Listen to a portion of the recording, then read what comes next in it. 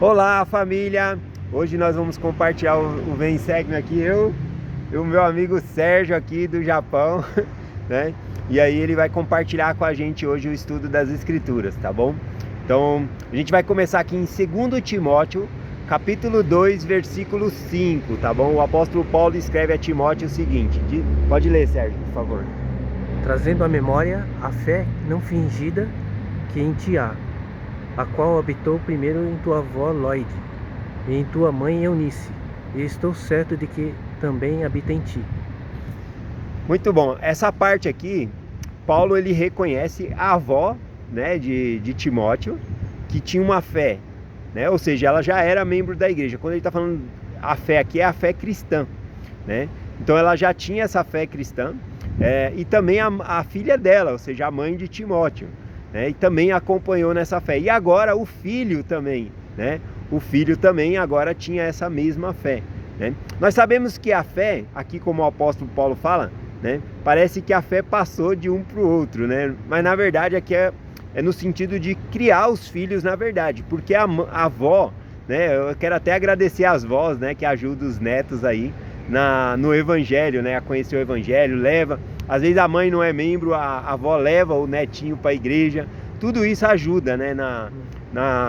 No crescimento do testemunho. Aliás, é isso que nós queremos falar, né?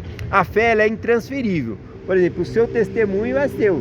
Você não consegue transferir o seu testemunho para o seu filho. Então, o que você acha que o apóstolo Paulo está querendo dizer aqui quando ele fala que passa de um para o outro?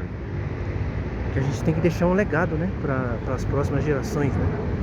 No caso, nós, para os nossos filhos, para os nossos netos, né? Não ficar só com a gente, mas passar para frente, passar para a geração seguinte. E continuar esse legado de fé, né? Deles terem o testemunho deles. Porque eu estava conversando com o irmão Vanderlei, a minha maior preocupação é de que os meus filhos tenham o próprio testemunho deles, que eles possam andar com as próprias pernas deles, né? Não, eles não podem andar com o meu testemunho, eles têm que ter, né, ter o próprio testemunho deles. É isso que eu me preocupo bastante. Muito bom. Então é isso mesmo, a gente tem que ajudar os nossos filhos a obter o mesmo testemunho, um testemunho mais forte ainda. Como que nós fazemos isso, né? Fazendo nossas orações, reuniões familiares, leitura das escrituras. Isso vai fazer com que as pessoas desenvolvam o testemunho delas, tá bom? Então é muito importante isso. Então eu gostei muito da palavra que o Sérgio falou, nosso legado. O que nós vamos deixar para os nossos filhos, né? Para os nossos netos? É um legado de fé. Inclusive tem um filme da igreja, né? O nosso legado, muito bom. Vamos ler a próxima escritura aqui, que é 2 Timóteo, capítulo 2, versículo 13. Pode ler, Sérgio, por favor? Tá. Se formos infiéis, ele permanece fiel. Não pode negar a si mesmo. Muito bem. Essa escritura, né? Ela fala que se nós formos infiéis, Deus ele permanece fiel. Aqui está falando a respeito da salvação. Mas não significa que se eu for infiel, que Deus vai me salvar porque Ele é fiel. Deus é fiel, o contexto histórico aqui está falando da salvação. Ele é fiel para nos dar a salvação. Mas se nós não somos fiel, nós não recebemos essa salvação, né? Tem uma outra escritura que me fez lembrar por conta dessa, que é Doutrina e Convênio 82:10, que diz assim: Eu, o Senhor, estou obrigado quando fazeis o que eu digo, mas quando não o fazeis, não tendes promessa alguma, né? No português, né, a gente fala obrigado, quando alguém faz algo por nós, a gente diz obrigado. Isso significa que a gente está obrigado porque a pessoa fez algo por nós. Eu gosto mais no espanhol, que fala gracias, né? Gracias, fala... mas no sentido de agradecimento. Ou uma palavra que eu gosto muito de usar é gratidão. Não sei se você já percebeu, né? Porque é gratidão pelo que a pessoa fez. Não é porque a pessoa fez algo que a gente é obrigado a fazer. Mas aqui a escritura diz que o Senhor é obrigado. Mas aqui eu queria pontuar que não é que Deus é obrigado porque você obedeceu. É porque, igual a escritura, ele não pode negar a si mesmo. Ele é fiel. Se ele prometeu a salvação, ele vai cumprir, porque ele é fiel, né? Então é isso que significa. Quando diz que o Senhor Deus ele é obrigado, é porque ele não volta atrás na palavra dele. Ele é fiel com ele mesmo, tá bom? Então é esse o sentido aqui. Vamos terminar a mensagem aqui com mais 3 versículos. O apóstolo Paulo ele dá 3 exemplos aqui do que nós devemos fazer para a salvação, tá bom?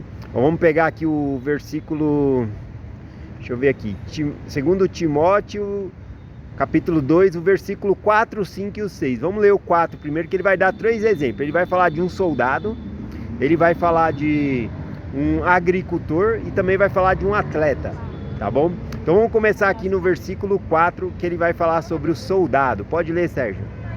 Ninguém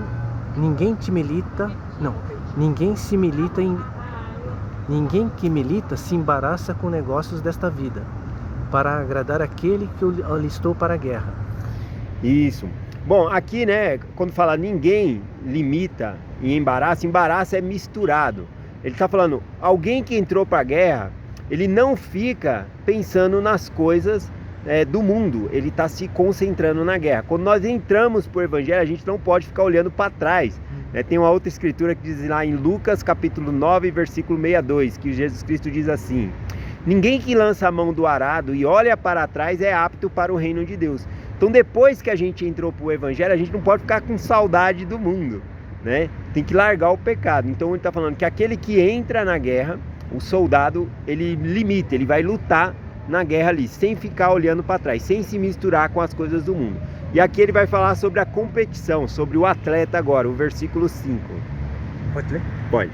E se alguém também compete, não é coroado se não competir legitimamente. Muito bem. Então veja que Deus, ele é fiel e vai cumprir a palavra dele. Mas aqui o apóstolo Paulo também está falando da nossa parte. A nossa parte como soldado é não se misturar com as coisas do mundo. Agora ele trouxe sobre o atleta, né? Ele fala que ninguém que compete como atleta, se competir ilegitimamente, ele não é coroado. Ou seja, se é uma corrida de 5 quilômetros, mas a pessoa ultrapassa e vai de moto, a pessoa vai ganhar o prêmio? Não. É injusto. É injusto, então não vai ganhar. Então se nós trapacearmos, nós não recebemos a vida eterna. É isso que o apóstolo Paulo está falando. Ou se a corrida é de 10 quilômetros, a pessoa fica escondido lá e sai depois dos 5 quilômetros. Aí não vale. Aí não vale. Então ele está falando exatamente isso, né? Que se a gente não competir legitimamente, a gente não vai entrar no reino do céu. E o terceiro exemplo aqui é sobre o agricultor, né? Que fica aqui no versículo 6, tá? O lavrador aqui. Pode ler, Sérgio. O lavrador que trabalha deve ser o primeiro a partilhar dos frutos. Isso, né? Então nessa parte aqui, fala do lavrador que trabalha, ele deve ser o primeiro a participar do fruto. Ou seja, o apóstolo Paulo está ensinando aqui que por ele ajudar as pessoas a conhecer o Evangelho, ele também espera alcançar a vida eterna, para todos nós alcançarmos juntos. Também, aqui a gente consegue entender, dá para fazer uma alusão, aliás, à lei da colheita, né? Você só vai colher aquilo que você plantou. Isso. Então, para nós recebermos a vida eterna, também tem a nossa parte. A gente tem que plantar coisas boas, tá bom? Então é isso. É essa mensagem que nós vamos compartilhar com vocês, né? Antes de dizer o amém, né? Vou falar um pouquinho aqui com o meu amigo, o Sérgio aqui. Perguntar para ele como ele conheceu o canal, né? Hoje eu estou muito lisonjeado que eu fui buscar ele no aeroporto e aí a gente veio aqui para perto do templo, né? A gente veio aqui no centro de visitante para gravar essa mensagem aqui, tá bom? E aí eu tô muito feliz que ele tá aqui comigo. Eu queria saber como ele conheceu o canal e o impacto de estudar as escrituras diariamente. Primeiramente eu queria agradecer o irmão Vanderlei, né? Porque ele foi lá, eu acabei de chegar do Japão, né? E o irmão Vanderlei foi até o aeroporto lá de Guarulhos me buscar. Ele fez essa gentileza para mim, né? Para mim foi uma bênção, né? Ele ter ido lá me buscar, foi uma grande ajuda. E como que eu conheci o canal da Escola Dominical, né? Do irmão Vanderlei? Foi indicação do irmão Lucas Guerreiro. Eu assisti os vídeos dele, né? E um certo dia eu estava assistindo a aula e ele falou: olha, eu indico vocês assistirem a aula no canal da Escola Dominical do irmão Vanderlei Claudiano. Aí eu não pensei duas vezes, eu fui lá, eu procurei no YouTube Escola Dominical Brasil, irmão Vanderlei, e já comecei a assistir os vídeos, gostei muito dos vídeos do irmão Vanderlei, realmente são muito bons. O Vanderlei ele tem ele tem um espírito mesmo para ensinar, né? Então é formidável, e é um prazer enorme estar aqui do lado dele, né? Que eu sempre falava assim, né? O dia que eu for pro Brasil, eu faço questão de em São Paulo, te conhecer pessoalmente. E hoje eu tô realizando esse sonho. Ah, gratidão, meu amigo, gratidão. Eu quero agradecer especialmente ao Lucas Guerreiro, que indicou o canal, né? Que foi por meio de você, Lucas, que o Sérgio conheceu o canal e hoje nós estamos juntos aqui, né? Partilhamos da mesma fé, tá bom? Gratidão, Lucas. E nós compartilhamos essa mensagem com vocês em nome de Jesus Cristo. Amém. Amém. Cadê o até amanhã? Até amanhã. Tchau. Tchau.